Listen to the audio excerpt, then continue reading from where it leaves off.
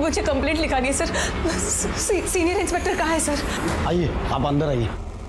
आप बैठिए, बैठिए बैठिए और शांत हो जाइए।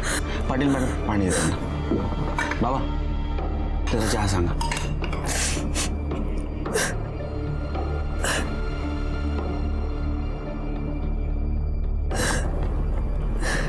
बोलिए। सर मुझे बहुत डर लग रहा है सर। उसने मुझे किडनैप करके 3 महीने अपने घर में बंद रखा सर। बहुत मुश्किल से निकली हूं मैं आज। किसने किया ये? सर मेरे पति योगेश, हमारा सेपरेशन हो चुका है। लेकिन आपके पति ये सब क्यों करेंगे? सर बहुत लंबी कहानी है। नहीं बताइए आप। सर मैं दिल्ली से हूँ। मेरी फैमिली और योगेश की फैमिली दोनों एस्ट्रोलॉजी में थे। उस वजह से थोड़ा कंपटीशन दोनों के बीच में रहता था। जितने लोग मेरे पापा दीनदयाल पांडे और छोटे चाचा ब्रिजमोहन पांडे को मानते थे, उतने ही लोग योगेश के फादर सुरेश श्रीवास्तव को भी मानते थे। हमारी फैमिलीज में प्रॉब्लम्स तब और ज्यादा बढ़ गई जब दोनों ही फैमिलीज वहां के लोकल पॉलिटिक्स और इलेक्शन में इन्वॉल्व हो गए। योगेश कॉलेज में मेरा सीनियर था। पता ही नहीं चला कब एक दूसरे से प्यार हो गया और हमारी फैमिलीज हमारे शादी के अगेंस्ट थी।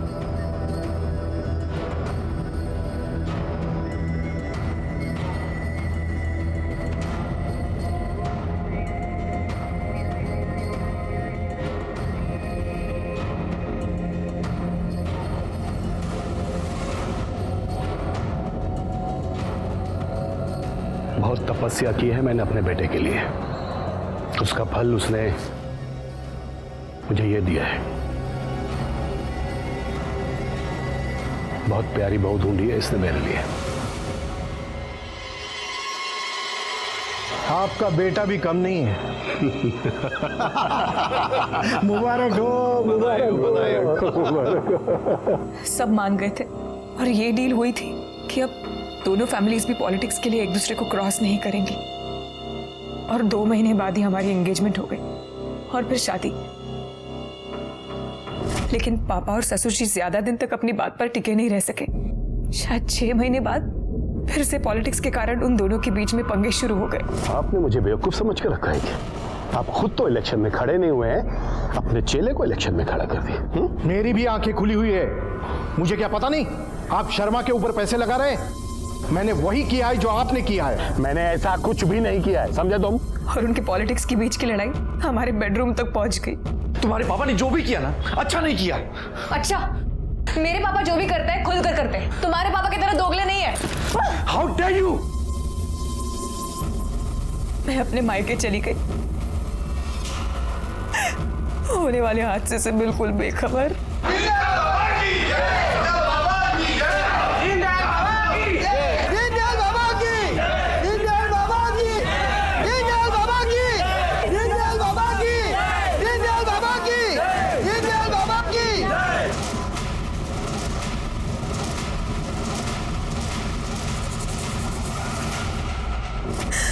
मैं जानती थी मेरे ससुर ने मेरे पापा को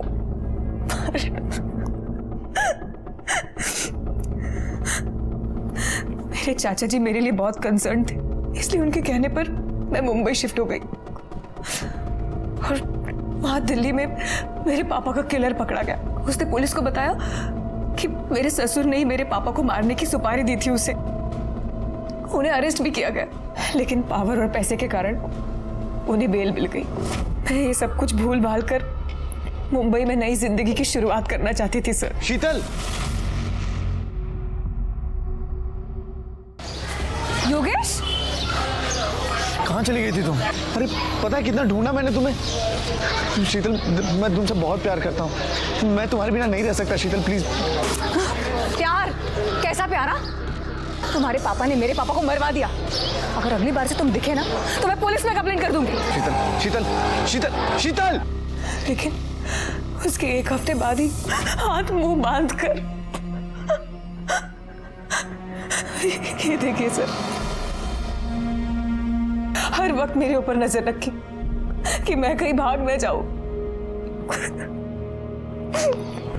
उन्होंने आपके साथ और कुछ किया? मतलब योगेश ने रेप करने की कोशिश वगैरह कुछ? नहीं, रेप नहीं, लेकिन योगेश ने उससे भी घिनौना काम किया है। आप वहां से भागी कैसे? सर, वहाँ की मेड कमला, उसने मेरी मदद की। तो अब आप योगेश के खिलाफ कंप्लेंट करना चाहती हैं? सिर्फ योगेश नहीं सर, उसके भाई और उसके पिता, दोनों के अगेंस्ट इन सब ने मिलकर मेरी जिंदगी बर्बाद किया। ठीक है, उनका नंबर और एड्रेस दे दो इनके पास, और आप घबराइए मत। अगर उन्होंने कुछ गलत काम किया है तो उनको सजा जरूर मिलेगी।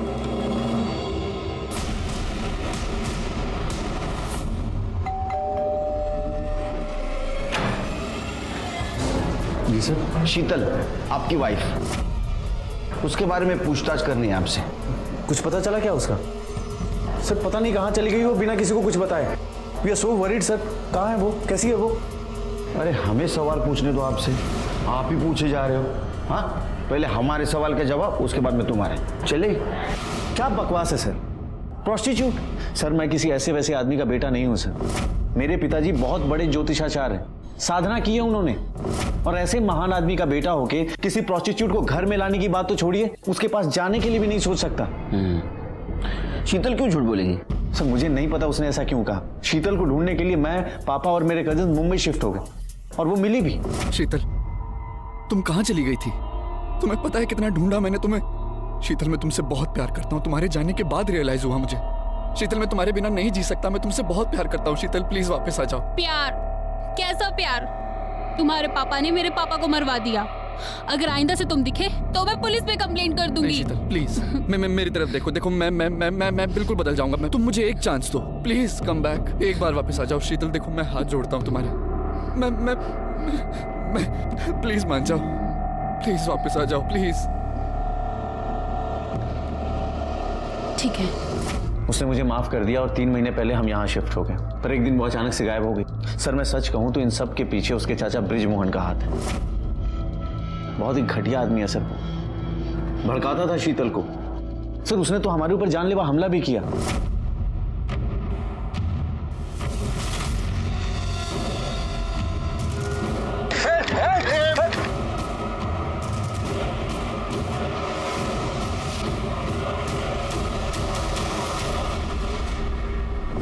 और तब से हम यहाँ मुंबई में रह रहे हैं सर। सिर्फ कोर्ट की पेशी के लिए दिल्ली जाते हैं। तुम और शीतल दोनों भी शादी से खुश नहीं थे, तो फिर शीतल के पीछे जाने का क्या मतलब? सर शीतल इस घर के लिए लक्ष्मी थी।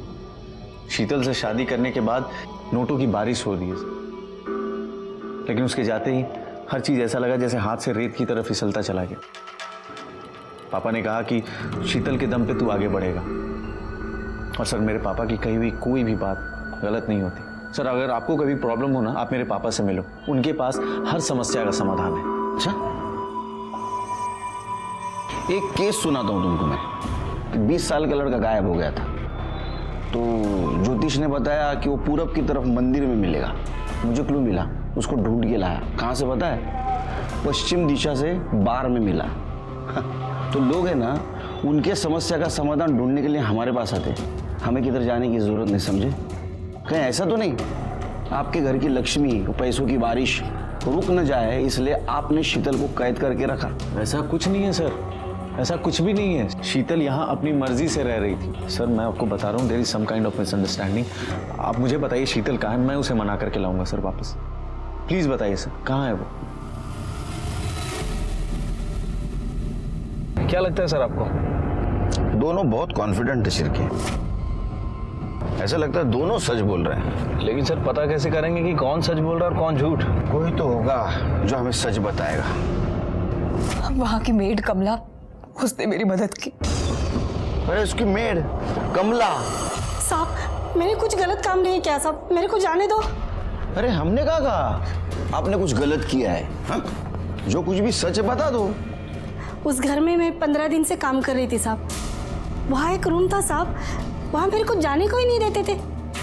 ओ योगेश सर हमेशा मना करते थे, और उस रूम से किसी की आवाज आती थी साहब, मैंने सुनी कई बार।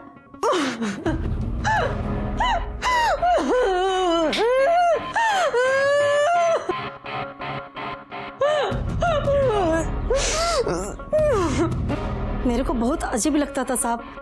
उससे रहा नहीं गया साहब। और फिर एक दिन योगेश साहब घर पर नहीं थे, उस दिन मैं अंदर गई। अरे तू कब से झाड़ू लगा रही कमला? जाके पहले बर्तन मांज। हाँ हाँ हाँ साहब, करते।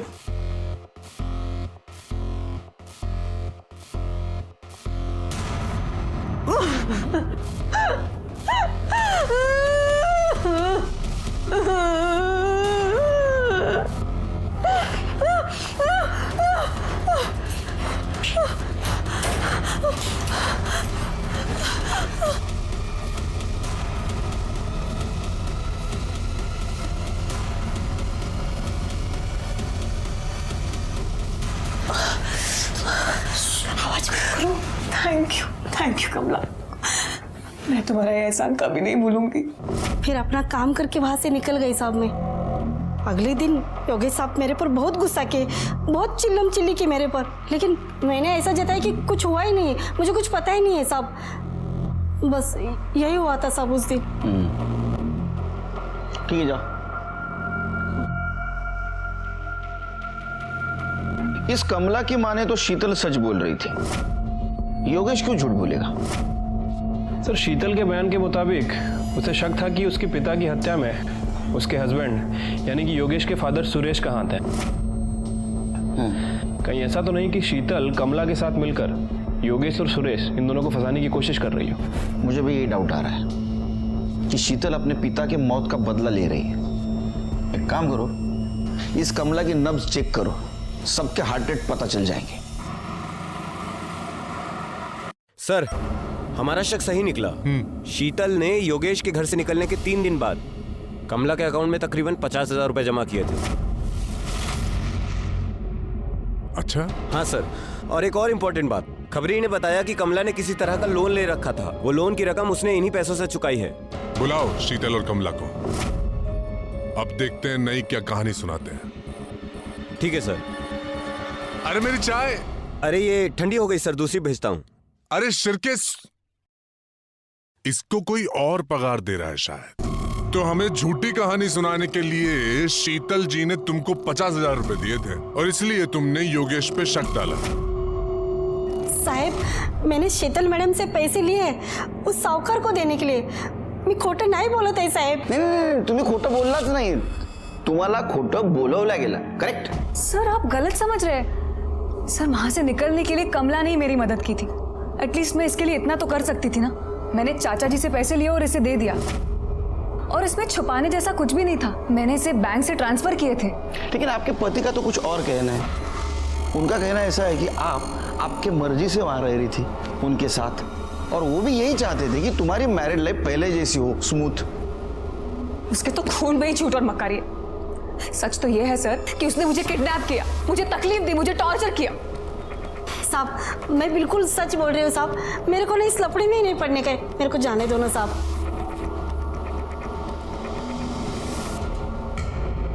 शिरके, मुझे अभी भी यकीन है शीतल ने कमला को वो जो 50,000 रुपए दिए थे वो उसको झूठ बोलने के लिए दिए थे। सर, शीतल के हाथों में मार्क्स थे।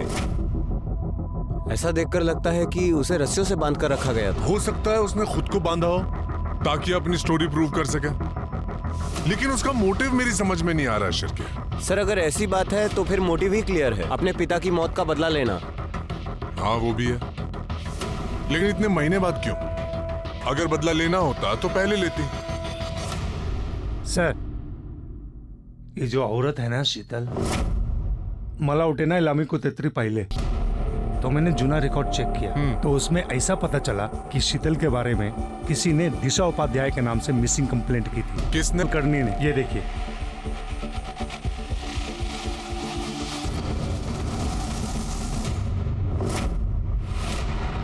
सर, ये मेरी गर्लफ्रेंड दिशा उपाध्याय 1 हफ्ते से मिसिंग है। 1 हफ्ते से? इतने दिन क्या कर रहे थे? इसके पेरेंट्स कहाँ हैं?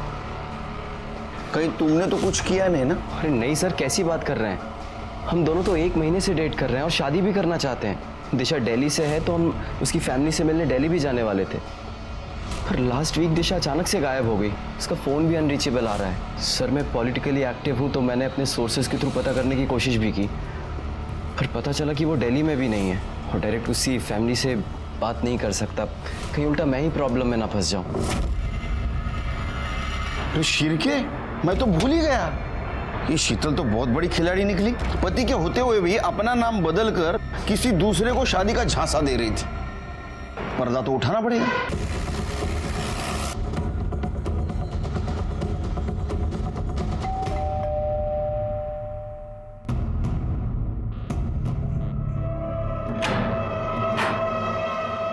नमस्कार, दिशा उपाध्याय। नहीं, शीतल श्रीवास्तव। अच्छा, मैं किससे बात कर सकता हूँ, दिशा से या शीतल से? मैं अंदर आ सकता हूँ? Thank you. आओ शिरके। दिशा कौन है? साहब, आपने कंप्लेंट लिखवाई थी ना दिशा के मिसिंग की, लेकिन दिशा तो मिसिंग हुई नहीं थी। अरे सर, यही तो है दिशा। तो वही बोल रहा हूँ, दिशा ये है, ये मिसिंग थी ही नहीं। ये अपने पति के घर में ही रह रही थी, शीतल श्रीवास्तव नाम से। ये कुछ भी बोले जा रहे हैं आप बोलेंगे क्या सच है? दिशा, ये अगर तुमने एक बार भी बोल दिया होता ना कि ये सब झूठ है, तो मैं तुम्हारे इस झूठ को भी सच मान लेता। मंदार, अब तो बताइए सच क्या है? सर, मैंने मंदार से झूठ बोला, लेकिन मैं शीतल से दिशा किसी को धोखा देने के लिए नहीं बनी थी। वो मेरे अंकल ने कहा था मुझसे कि तुम नाम बदल दो ताकि योगेश मुझे ढूंढ ना सके। मंदार से बहुत प्यार करती, सब कुछ खत्म हो गया, सब कुछ। Thanks to you. शीतल और योगेश का यह उलझा हुआ केस खत्म हो चुका था, क्योंकि ना तो शीतल योगेश के खिलाफ कुछ सबूत दे पा रही थी, ना तो हमारे इन्वेस्टिगेशन में कुछ मिल रहा था। और वैसे भी शीतल का कैरेक्टर थोड़ा सा डाउटफुल ही था, इसलिए हमें लगा कि अब ये केस खत्म हो चुका है। लेकिन इस केस का अंत इतना भयानक होगा ये हमने भी नहीं सोचा था। फिर के फायर यहां से हुआ, 1, 2, तीसरा फायर इधर, यहां लग के राहुल को लगी। सर, यहाँ कुछ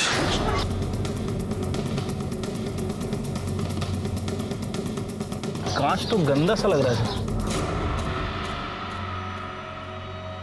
फिर के पूरी गाड़ी चकाचक एकदम क्लीन, सिर्फ ये विंडो गंदा क्यों? एसी भी चल रहा था। ऐसा लगता है सिरके शायद किसी ने जानबूझ के कांच गंदी की है, ताकि पीछे बैठा हुआ आदमी ग्लास नीचे करे और उस मौके का फायदा उठाकर किलर ने गोली मार दी। पॉसिबिलिटी है सर। सबसे सेफ सीट पर राहुल था, ड्राइविंग सीट। उसको गोली सीट के बैक साइड से लगी। फिर के आसपास का सीसीटीवी फुटेज चेक करो और पूछताछ करो किसी ने किलर और बाइक का नंबर देखा क्या। ठीक है सर। बाबा, अरे क्या चाय पिलाई थी तूने सवेरे?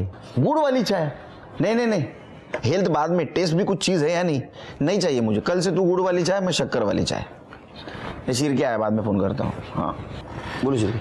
सर, वो क्राइम सीन पे जिस गन की बुलेट्स मिली थी सर, वो गन किसी मिलिंद बोरकर के नाम रजिस्टर्ड है। Borkar Mira road police station में PSI पोस्टेड है, और सर कुछ दिन पहले उसने अपने गन की मिसिंग कंप्लेंट करवाई है। PSI? एक पुलिस वाले का इस किलिंग से क्या लेन देन हो सकता है? फिर भी एक काम करो, इस PSI बोरकर के डिटेल्स निकालो वहाँ के पुलिस स्टेशन से, खास करके नॉन यूनिफॉर्म स्टाफ से, मतलब ये स्वीपर, एडमिन, उनसे। ठीक है सर। वैसे ये योगेश और सुरेश, इन दोनों की PM रिपोर्ट भी आ गई है सर। सर, रिपोर्ट के मुताबिक सुरेश श्रीवास्तव के सर पे गोली मारी गई थी और योगेश के नेक और अपर बैक पे गोली मारी गई है। एक गोली उसकी पीठ को भेदते हुए छाती से निकली है, और सर इन दोनों की ऑन द स्पॉट मौत हो गई थी। राहुल इसलिए बच गया क्योंकि उसे जो गोली मारी गई वो पहले कार की सीट को लगी और उसके बाद राहुल को लगी।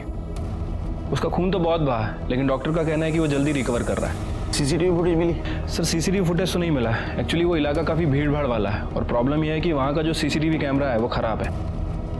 लेकिन छिड़के, किसी भी हालत में हमें यह जानना बहुत ज़रूरी है कि योगेश और सुरेश का मर्डर किसने किया था, किसके पास उनको मारने का स्ट्रांग मोटिव था, या सच में पुलिस वाले को किसी ने सुपारी दी थी या असल में पुलिस वाले की गन चोरी हो गई थी? सर मुझे ये मामला पारिवारिक रंजिश का लग रहा है। शीतल के चाचा ब्रिजमोहन पांडे के भाई का मर्डर हुआ है।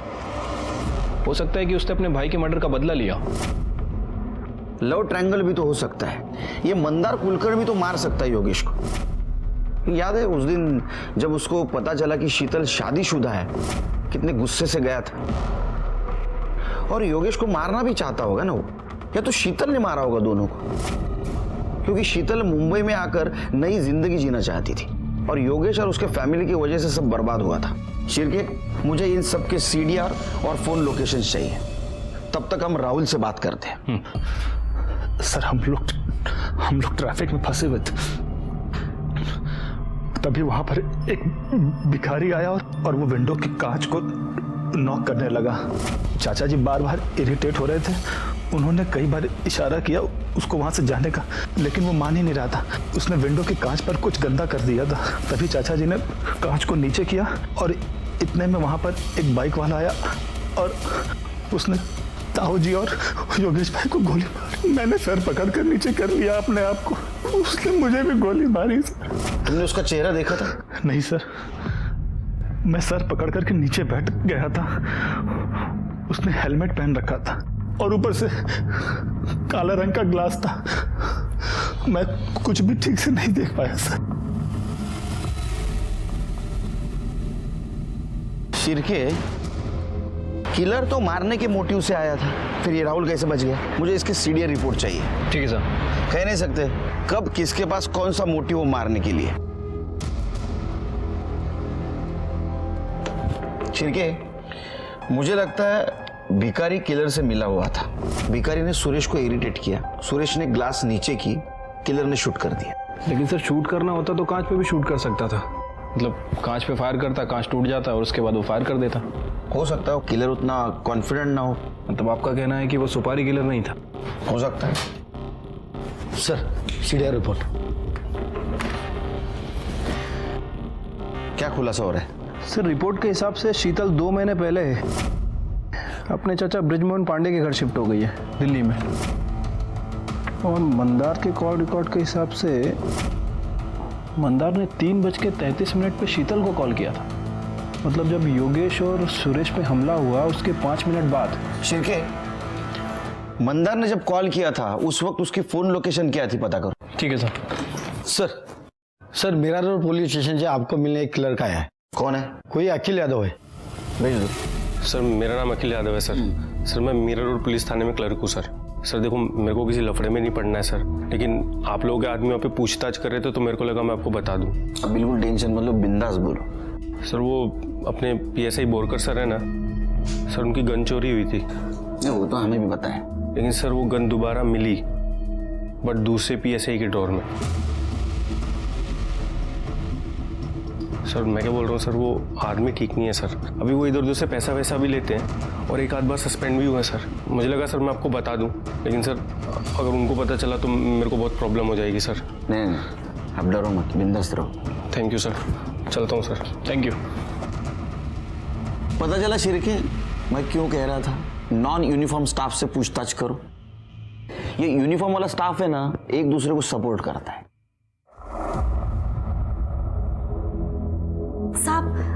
साहेब मला काहीतरी सांगायचंय तुम्हाला। बोला। इन लोगों का खून होने से पहले ना, 1 हफ्ते पहले की बात है, कोई घर पर आया था साहब। साइड। अरे अरे बाइक अंदर ले, दरवाजा बंद कर। अरे कौन है भाई? अरे घर में कैसे घुस गए? अरे बाहर निकलो आप लोग। अरे ये क्या कर रहे? अरे ये क्या बदतमीजी है ये? हाय, मेरा नाम मंदार कुलकर्णी। शीतल और मैं शादी कर रहे हैं। ये रहे तेरे डिवोर्स के पेपर्स। शीतल साइन कर चुकी है, तू भी चुपचाप कर दे, वरना क्या पागल है क्या? पागल कौन है बताओ अभी तेरे को। जाओ तुम। शिरके, मिल गया मोटिव। शीतल से शादी की बात करने वाला इंसान मंदारी हो सकता है। अब तो मैं श्योर हूं ये शीतल का दिल्ली जाना सुरेश और योगेश के मर्डर प्लान का एक पार्ट था, ताकि वो दिल्ली चले जाए और उसके ऊपर कुछ भी ना आए। मंदार शीतल से शादी करना चाहता था। उसने योगेश को उससे डिवोर्स लेने के लिए कहा। शायद योगेश नहीं माना, इसलिए शीतल और मंदार ने मिलकर सुरेश, योगेश और राहुल पर अटैक करवाया। उसको अपने बाप के मौत का बदला भी तो लेना था। शिर्के, बहुत चालाक है ये औरत। उसने इस काम में मंदार का यूज किया। सर, मंदार की कॉल लोकेशन आ गई। शिर्के, इसके अकॉर्डिंग मंदार भी उसी टाइमलाइन पर ट्रैवल कर रहा था जिस पर ये तीनों योगेश, सुरेश और राहुल ट्रैवल कर रहे थे। मतलब पहले वो घर से निकला, योगेश के घर तक गया और बाद में उसने इन तीनों का पीछा किया। उठा के लाओ उसको। सर, मैंने पता किया, वो मिसिंग है। मिसिंग है? खोद के ढूंढ के लाओ, रिजल्ट चाहिए मेरे को। जाओ। सर। तब तक हम शीतल और ब्रिजमोहन को मिलते हैं दिल्ली जाके। बैठिए इंस्पेक्टर साहब, बैठिए। बताइए कैसे तशरीफ लाना हुआ? वैसे आपको आपकी जानकारी के लिए बता दूं, इस मामले में यहाँ की लोकल पुलिस कई बार हमसे पूछताछ कर चुकी है और हर बार मैंने यही कहा है कि हमारा इस सबसे कोई लेना देना नहीं है। क्यों खुराना? ऐसे लंबा सफर करके आए हैं आप लोग, थक गए होंगे। क्या लेंगे, ठंडा या गर्म? कुछ सवालों के जवाब। क्या आपने पहले कोशिश की थी सुरेश और योगेश को मारने की थी? क्या है इंस्पेक्टर साहब कि साधु आदमी हूं लेकिन हूं तो इंसान ही ना। अब मेरे भाई का मर्डर होगा तो खून तो खौलेगा। मेरा भी खौला था। सुपारी दी थी मैंने मारने की, मगर मेरे भगवान ने मुझे ये पाप करने से बचा लिया। वो शूटर, उसकी बंदूक ऐन मौके पे जाम हो गई थी। आपकी इस बात पे यकीन क्यों करें हम? मत कीजिए। आप सबूत ढूंढिए इंस्पेक्टर साहब मेरे खिलाफ और उठाकर जेल में बंद कर दीजिए। ये इन लोगों को दिल्ली वाले पुलिस पर यकीन नहीं है क्या, जो यहाँ पूछताछ करने चले आ गए? यकीन तो करना सिखाया ने हमें। चलो आपसे एक सवाल पूछता हूँ, आपने योगेश और सुरेश को मारने की कोशिश की? क्योंकि आपके पास तो मोटिव था। हाँ, मोटिव था, पर मेरा भी जवाब वही है। आपके पास सबूत है क्या? देखिए, लॉ मैंने भी पढ़ी है। आपके पास मेरे और चाचा जी के खिलाफ एक भी सबूत नहीं है। सबूत नहीं भी है और है भी। चलो एक बात बताइए, मर्डर होने के 5 मिनट बाद मंदार ने आपको क्यों कॉल किया था? वो भी उसी जगह से जहां मर्डर हुआ था। मंदार ने मर्डर किया या किसी शूटर से करवाया या शूटर आपने भेजा? देखिए, मैंने ऐसा कुछ नहीं किया और ना ही मंदार ने। हाँ, उसने मुझे फोन किया था लेकिन उस वक्त वो वहां था, ये मुझे नहीं पता है। देखिए इंस्पेक्टर साहब, बात को समझने की कोशिश कीजिए। इस सबसे ना तो मेरा ना इसका कोई लेना देना नहीं है। वो तो हम पता कर लेंगे। अब इतना सब कुछ पता किया है, अब दिल्ली छोड़ के नहीं जा सकते बाहर। चलो शिर्की। खुराना। Yes sir. ये शीतल पे नजर रखना, बहुत चालाक औरत है। ठीक है सर। वो राहुल की कॉल डिटेल्स आ गई हैं। सर, डिटेल्स के हिसाब से राहुल दिल्ली में किसी सक्षम के टच में था और सर मर्डर के आधे घंटे पहले इन दोनों ने आपस में बात भी की थी। इंटरेस्टिंग। अच्छा हुआ शिर्के, हम लोगों ने राहुल को क्लीन चिट नहीं दी थी। मुझे तो पहले से उसके ऊपर डाउट था। खुराना। Yes sir. सक्षम से मिलते। हाँ सर, राहुल और मैं बचपन से दोस्त हैं। हम लोग स्कूल में भी साथ थे। बड़ा अच्छा लड़का है सर वो। तो तुम्हारा कहना है कि वो अपने ताऊ और भाई को नहीं मार सकता? जी सर, मतलब नहीं मार सकता सर वो। देखो, उसके बारे में जो एक कैरेक्टर सर्टिफिकेट दे रहे हो ना, तुम्हें प्रॉब्लम में ला सकता है। इसलिए जो कुछ भी हो सच सच बता दो। सर एक्चुअली सुरेश अंकल और राहुल के फादर प्रेम अंकल ने मिलकर एस्ट्रोलॉजी में बिजनेस शुरू किया था। 50-50% की पार्टनरशिप थी, पर सर अंकल की डेथ के बाद सुरेश अंकल और योगेश भाई राहुल को नौकरों की तरह ट्रीट करने लग गए थे। मिस्टर अभिषेक वाली फाइल कैसा भी करके। राहुल जी, बाहर जाके कार निकालो। हाथ से कार तुम चलाओगे? जी हाँ, क्या कह रहा था मैं? राहुल! राहुल! जी भैया। हाँ भैया के बच्चे, क्या ये? क्या ये? कोई काम का नहीं है तू। खड़े खड़े पढ़ ले, क्या जा देख क्या रहा है? सर राहुल बहुत परेशान रहने लगा था और 1 महीने पहले जब वो दिल्ली आया था तो तेरे ताऊजी और भाई ऐसे ट्रीट करता है तुझे, तो कुछ कहता क्यों नहीं है?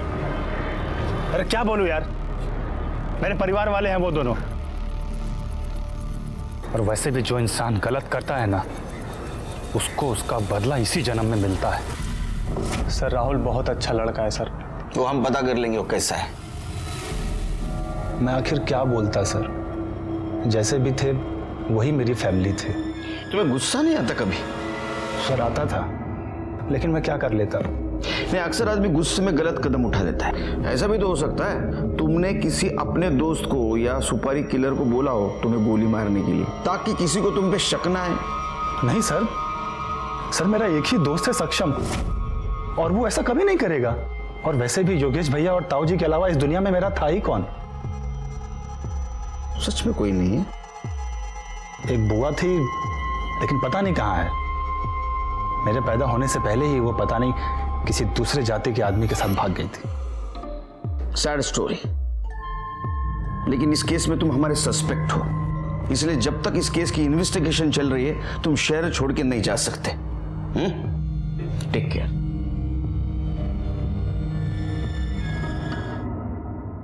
सिरके सर, इसके ऊपर नजर रखो। हाँ ठीक है, ओके ओके सर। वो पीएसआई बोरकर आ गया, इंतजार कर रहा है पुलिस स्टेशन में। सर मेरा यकीन मानिए, मुझे नहीं पता मेरी गन कैसे गायब हो गई और कुछ दिन बाद दूसरे पीएसआई प्रकाश माने के ड्रॉवर में कैसे मिली। सर तुम्हारे ऊपर केस चल रही है, हाँ इंक्वायरी चल रही है, तुम्हारे ऊपर यकीन कैसे करूं मैं? इंक्वायरी चल रही है सर, अब तक कुछ साबित नहीं हुआ। प्लीज सर, मैंने कुछ नहीं किया। तुम्हारी गन कैसे गायब हो गई? पता नहीं सर, मैंने गन ड्रॉवर में रखी थी और मैं टॉयलेट गया। जब वापस आया तो गन वहां पे नहीं थी और कुछ दिन बाद दूसरे पीएसआई प्रकाश माने उनके ड्रॉवर में मिली। सर हमारे सीनियर्स प्रकाश माने से पूछताछ कर रहे हैं, लेकिन उसे भी कुछ नहीं पता। आप चाहे तो प्रकाश माने की इंक्वायरी कर सकते हो। नहीं, वो हम देखेंगे क्या करना है क्या नहीं। तुम्हारी गन गायब हो गई, दूसरे दिन कहाँ थे तुम? सर गन गायब होने की वजह से मुझे सस्पेंड कर दिया था। मेरा मूड बहुत खराब था, इसलिए मैं घर पे ही था। अरे शिरके, ये पीएसआई बोरकर है ना, ये बिल्डरों को फोन करता था पैसों के लिए। छोटे मोटे बहुत कांड किए इसने, लेकिन अभी क्या पैसों के लिए इसने सुपारी किलिंग भी शुरू कर दी है क्या? लेकिन सर कोई पुलिस वाला सुपारी के लिए अपनी गन क्यों यूज करेगा? प्लान तो किया था उसने। देखो, गन चोरी हो गई, कंप्लेंट की, सस्पेंड हुआ, मोबाइल घर पे रखा, बाद में गन ली और ये कांड किया। सर अभी अभी मंदार का फोन दहशत में आना हुआ है।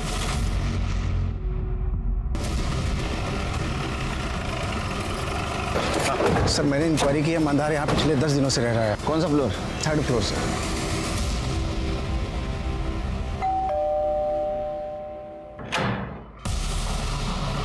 क्या है साहब? दूध वाला वॉचमैन ने बोला था दूध चाहिए था आपको।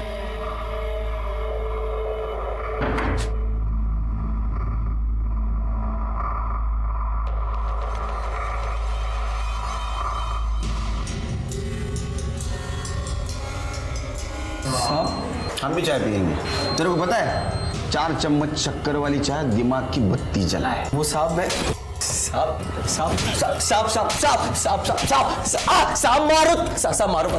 साहब क्यों मारे? वही था। मैंने कुछ नहीं किया साहब। तू झूठ बोल रहा है। जब सुरेश और योगेश का मर्डर हुआ उस स्पॉट पे था तो? हाँ साहब मैं वहाँ था, लेकिन मैं सच कह रहा हूँ साहब, मैंने कुछ नहीं किया साहब। वहाँ क्या करने गया था? साहब मैं योगेश के घर गया था उससे डिवोर्स के पेपर्स पे साइन लेने।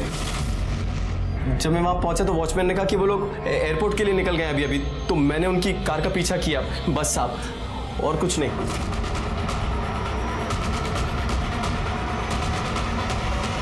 तो मैं अपनी कार से उतरकर उनकी कार की तरफ गया।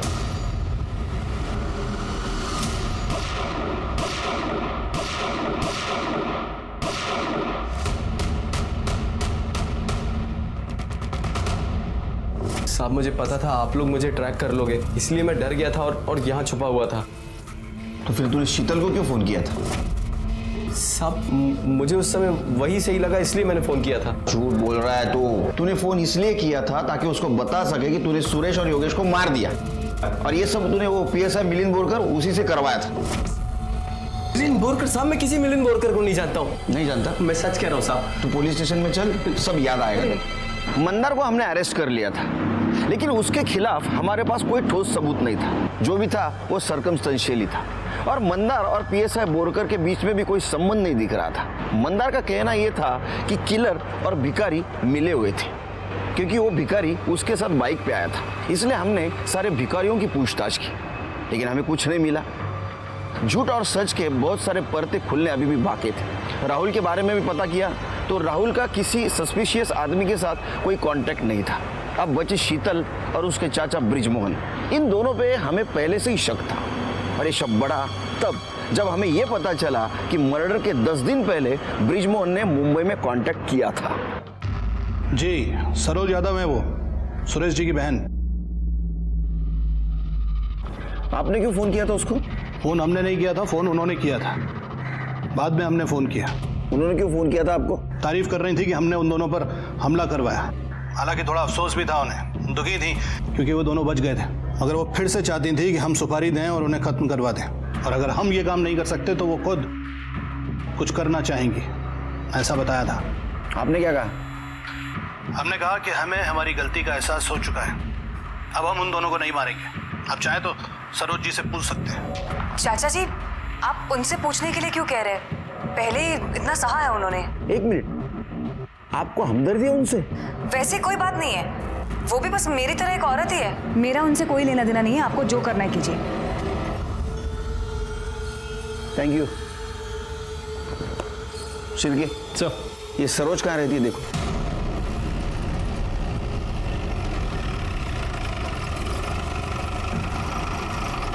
हाँ, मैं सुरेश को मरवाना चाहती थी। 25 साल पहले उन्होंने आपकी शादी को मना किया था, लेकिन उसका गुस्सा अभी भी आपके मन में है। क्योंकि मैं उनकी अकेली बहन थी। प्रेम और सुरेश ने सब कुछ मेरा छीन लिया। वो लोग महल में रहते हैं, मुझे देखो मैं कहाँ रहती हूँ। 5 साल पहले मेरे पति का निधन हो गया। प्रेम तो अपनी मौत मर गया, लेकिन सुरेश को मैं मरवाना चाहती थी। आपने किलर को कांटेक्ट कैसे किया? मेरे पास इतने पैसे कहाँ कि मैं किसी को सुपारी दे सकूं। फिर मैंने अपना मन बदल लिया, क्योंकि मेरे पास तो जहर खाने के भी पैसे नहीं। आपकी अगर ये हालत है तो आपका गुजारा कैसा होता है? मेरे पति की सरकारी नौकरी थी। मेरे पति के मरने के बाद वो नौकरी मेरे बेटे को मिल गई। बस उसी से हमारा गुजारा होता है। लेकिन सच कहूं साहब, जिस किसी ने भी उसको मारा है ना, इस माँ के दिल से उसके लिए दुआएं निकलती है।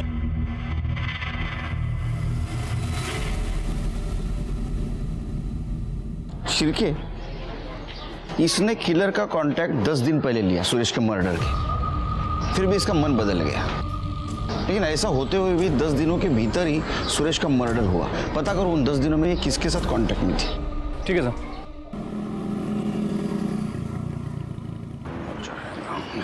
सर, सरोज के कॉल डिटेल्स।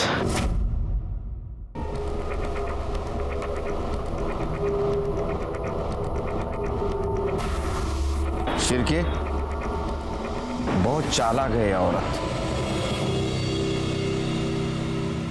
मुझे तो यकीन ही नहीं हो रहा ये सब कुछ तुमने किया है।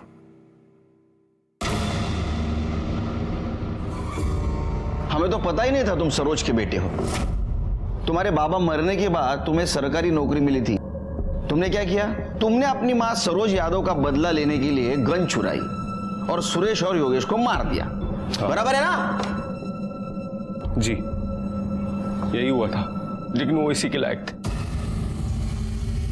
लेकिन मैंने अपनी माँ की इच्छा पूरी की। जब मुझे पता चला कि पीएसआई बोरकर पे ऑलरेडी बहुत सारे चार्जेस थे, तो मैंने उसकी गन चुरा ली ताकि सारा शक उस पर जाए। मैंने सुरेश मामा और योगेश के ऊपर शुरू से नजर रखी थी। उनके घर से निकलने तक मैं उनके पीछे था। भिखारी को 500 रुपए दे के रखे थे ताकि उन्हें परेशान कर सके। मुझे मालूम था कि उस एरिया में बहुत ट्रैफिक रहता है, उनकी गाड़ी वहां पे रुकेगी।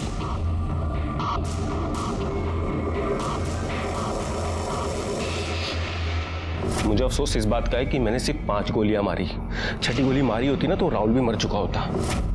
उसके बाप ने भी मेरी माँ के साथ अच्छा नहीं किया। मेरी माँ का गुनहगार था वो। रात को मीरा रोड वापस आया, रात तक काम करने का नाटक किया और वो गन दूसरे पीएसआई के ड्रॉर में रख दी। और जब आप लोग गन की इंक्वायरी कर रहे थे तो मैं आपके पास आया ताकि मैं ये सब उस बोरकर पर डाल सकूं। एक बात समझ में नहीं आ रही, तुमने भिखारी को पैसे क्यों दिए कांच नीचे करने के लिए? तुम कांच में से भी गोली मार सकते थे ना। लेकिन मैं कोई मौका नहीं गंवाना चाहता था कि मैं उसको छोड़ दूं, वो बच जाए। मैं चाहता था कि मैं उसको तब मारूं जब मैं उसकी आंखों में वो डर देखूं। ये सोचा है अब तुम्हारी माँ कैसे जिंदा रहेगी तुम्हारे बिना? तुम्हारा फ्यूचर गया अभी अंधेरे में। हाँ, अब जेल में सड़ोगे। करडे घेऊन चला याला। चलो।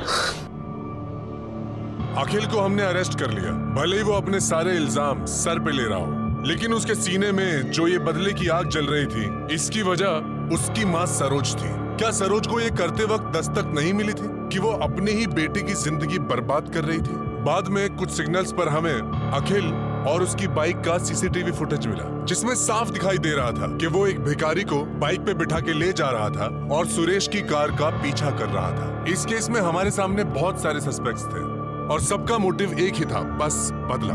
कुछ गलत होने पर बदले की भावना मन में आना स्वाभाविक है, लेकिन हक की लड़ाई अगर कानून के दायरे में रहकर की जाए तो अच्छी बात होती है। इसी के साथ मैं सीनियर इंस्पेक्टर सुनील केलकर आप सबसे विदा लेता हूँ। फिर मिलेंगे अगले एपिसोड में। तब तक के लिए सतर्क रहिए, देखते रहिए क्राइम पेट्रोल 10 तक। मकसद बताना नहीं, बचाना है। जय हिंद।